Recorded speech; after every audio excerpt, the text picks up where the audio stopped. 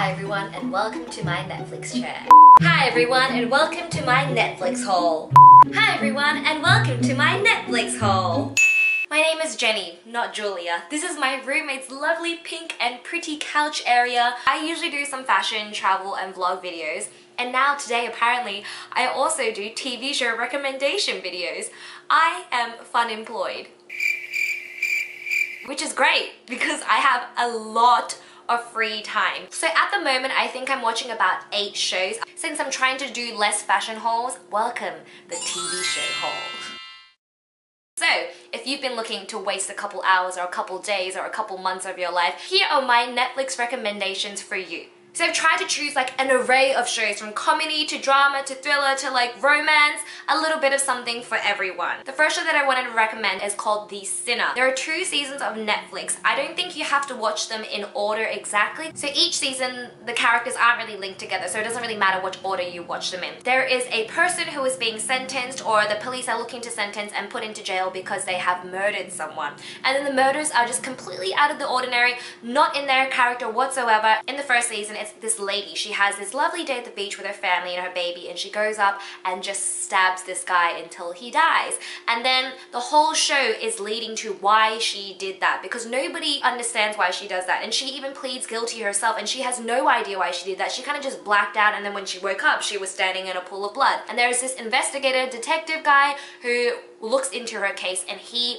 tries to find the psychological reasons, digs into her past, digs into all the history, all the things that she's been through, and just uncovers this whole life that she herself didn't even knew she had. I actually like the second season better. Oh my gosh, just every episode, the twists and the turns and the shocks. Like, this is one of those TV shows that you cannot predict the trajectory at all, and it's like shocking until the very last episode. It's not scary per se, but there is a bit of like blood in it from like the stabbing and the shooting and everything, but it just makes your brain tick, and after you watch the episode you can't not watch the next episode because it always leaves you with some new information, a new clue, and you're kind of investigating this case yourself and piecing all the pieces together. So if something's happening behind the scenes, you don't know what's going on until the detective figures out himself. Netflix also does an amazing job of having international TV shows from all over the world. A lot of people don't like the dubbing in the shows. Sometimes it does make it a bit weird, but I personally don't mind them, and I prefer to hear the dubbing instead of having to kind of like really focus and watch the subtitles anyway, because odds are I'm watching this show at 4 AM and I don't have time to like read every single line that they say. So the first one that I want to recommend is called The Rain. It's a show from Denmark, so the original language is Danish. Now the idea of the show is that a kind of bacteria or something has been released into the air, and it comes down as rain, and then the rain makes the people really sick once you come into contact with it, and it just makes you die essentially. It starts off on this brother and sister, and their dad obviously had something to do with this rain, or he knows it's happening, and he knows that he needs to get his family into this underground kind of shelter to hide from the rain, and so they don't come in contact with it. And then he goes, I need to leave you kids and my wife here because daddy needs to go save the world and fix everything. So he leaves, and then the kids are like, oh, when's dad coming back? It's been ages. So they're in this underground shelter just waiting for their dad. It's stocked up with food, electricity and everything, while the world outside is running amok and everyone's dying and it's going crazy, but they're safe. So then someone comes to knock on the door, and then the kids are like, of course we want to go open the door, and of course we all know that it's an infected person and he's probably going to kill them all. So the infected person tries to like lunge on the kids, and the mom kind of pushes it away, so the mom ends up dying in the rain as well. And then it's been like 7 years or something, and the kids have been eating, living, breathing, living in this underground shelter for so long with no contact to the outside world. They don't know if anyone else has survived, and then one day they venture out into the world, and they obviously find other survivors as well, and they try to go from one bunk to another bunk because they know that there's shelters all over the country, but they just don't have any connectivity with them. And ultimately they want to find their dad at headquarters and see if he's still alive. And of course along the way they pick up a few new bandmates, a few new friends, and then the chemistry between those friends is really interesting as well, because everyone kind of has a bit of an ulterior motive, and you never really know if that person is actually good or bad. But I just think it's amazing. I really like the ensemble cast as well, because they really do seem like very random, regular bunch of people. Of course, you've got a guy from the army in that group, but everyone else, it just seems like people you would actually pick up along the way during an apocalypse, you know what I mean? I love these kind of post-apocalyptic, like almost dystopian shows as well. So the next one is another one like that, and it's also a foreign language TV show. This one is Brazilian, and I think the language is in Portuguese. It's called 3%.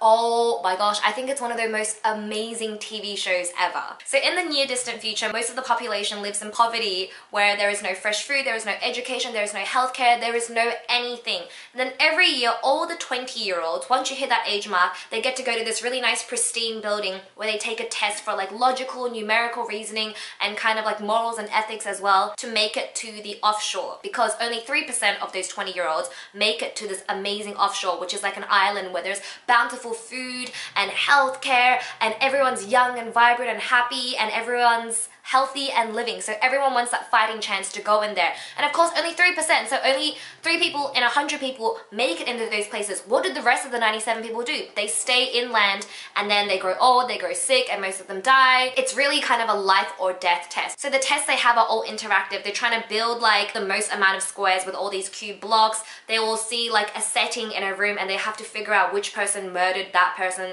It's kind of all like problem solving, and if you fail, you get taken away straight away. You get put back into the outside world. So at the start, everyone's just kind of trying to be civil, and then you start to see these people tick. And because it's life or death, people will cheat, people will do it unfairly, but the cheaters still get to go through the next round. The really smart, cunning people still get to go to the next round. And as it gets more and more dire, and as we proceed through the stages, you see the people who started off as like the really innocent, pure, wholesome people turn into these monsters. It is amazing. First season is based on the group of kids who go through the test, and then the second season is based on the kids who already aced the test and how...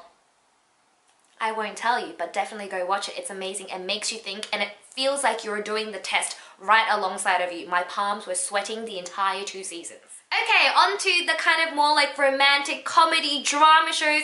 This one sounds really like a middle-aged white lady would watch, but here we have a quarter-life crisis Asian girl watching it. It's called Girlfriend's Guide to Divorce. So it's based on this lady. She seemingly has the perfect life, 2 beautiful children. Her husband is a really successful bookseller, and she always does like the girlfriend's guide to pregnancy, the girlfriend's guide to being married, the girlfriend's guide to a happy life. So she's one of those like lifestyle gurus, and everything's perfect. And then everything starts to fall apart because her and her husband are not getting along. They are thinking of having a divorce. Her husband is dating a young CW actress. Her kids are acting out. And she finds herself with this group of divorcee mothers, and all the characters are so different. You've got like the really strict lawyer, you've got like the hippie lady. It's a show about relationships and how there is no right or wrong relationship, but there are funny moments, there are really heartbreaking moments, and it's quite real and raw. At the start, I really liked the main character, but towards the end, towards like the 4th season, she just kept messing things up, and I was just like, ugh! So it just kind of shows you that marriage isn't perfect, divorce isn't perfect, nothing is easy. And as a 24-year-old who's never been married before or has kids, I don't know why, but I really connected with this show and I loved watching it. We're gonna pop back onto the dark side for a bit, and this one's another one of those kind of post-apocalyptic shows. It's called The Mist, and it's based on Stephen King's novel, The Mist.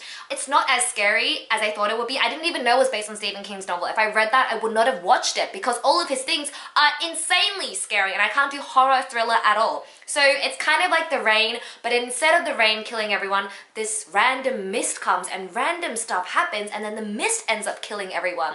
This one gets a little bit weird. It gets a bit biblical, but it kind of all ties in with like the whole like creepiness of it all. This is one of those shows where you can see it in real time happening, where a lot of the other shows you kind of see the aftermath of one of these things happening. So the mist comes in and all the nature goes weird, like all these bugs everywhere, and people start dying, and it turns people weird. So basically you don't want to be caught out in the mist because it kind of turns you into a monster.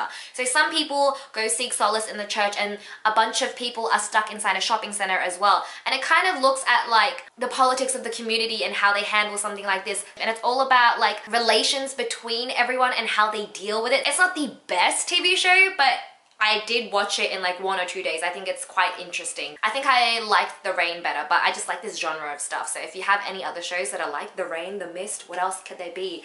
The Storm, The Fields, that are not too scary, please recommend them my way. Ending on a lighter note, my roommate in China has been pushing me to watch this show for so long called Schitt's Creek. When I first heard it, I was like, that sounds weird.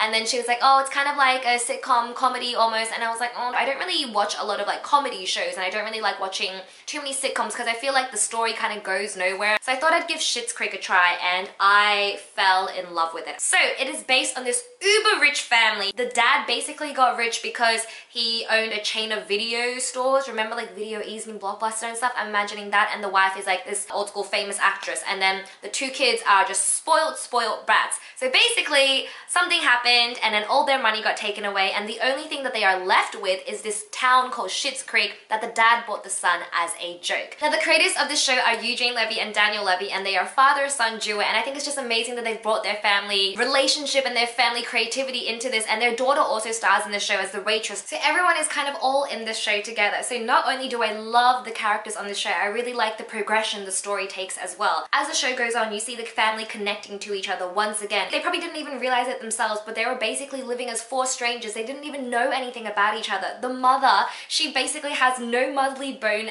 at all in her, and she just doesn't know how to connect with her children and doesn't really know how to show love as a mother as well. And the father, who's always been so busy with work and earning money, doesn't really know how to show his love and appreciation as well. The son, I would describe him as a super expensive hand cream. It's just really like, I don't know why I describe him like that. He worked in like a gallery, a taste for the finer things in life, is quite like sensitive and just would never step out of his comfort zone whatsoever. And the daughter is kind of like your typical socialite, dates like princes and like famous actors and knows everyone, just loves all the expensive things and loves socializing and being popular and influency and everything. And over the course, as their physical outward appearance changes, their inside changes as well, obviously for the better. Even though the characters are really stereotypical and like overblown, I love just watching their transformation and how they slowly welcome the townspeople into their lives and adapt themselves for the better. I also love Catherine O'Hara in this. She was in Home Alone. She was Kevin's mum. She was Macaulay Culkin's mum. When I saw her, I was like, her character is insane. She's like this famous actress, and well, ex-famous actress, and she's got this weird like regal, really expensive sounding almost British accent, and she comes up with all these random words. Like, I don't even understand what she's saying half the time, but it's just so hilarious. Just all the actors are so good. The comedy is so on point. It's a very like modern humor, modern comedy, and it's like one of the only comedic shows that I actually find really funny. So, thanks for binging all those shows with me. Let me know if you like the idea of a TV show haul and what recommendations you have for Netflix, because I'm running out of shows to watch on Netflix. I've had to start binging all the CW shows. Currently, I'm binging the new reboot of Charmed, Riverdale, Dynasty. I love Dynasty, Roswell, New Mexico, and Jane the Virgin just restarted as well. Look at that, that's another 5 shows I'm currently watching. Crazy, so much free time. And if you like what you see, don't forget to hit subscribe for a new video every week. Bye-bye!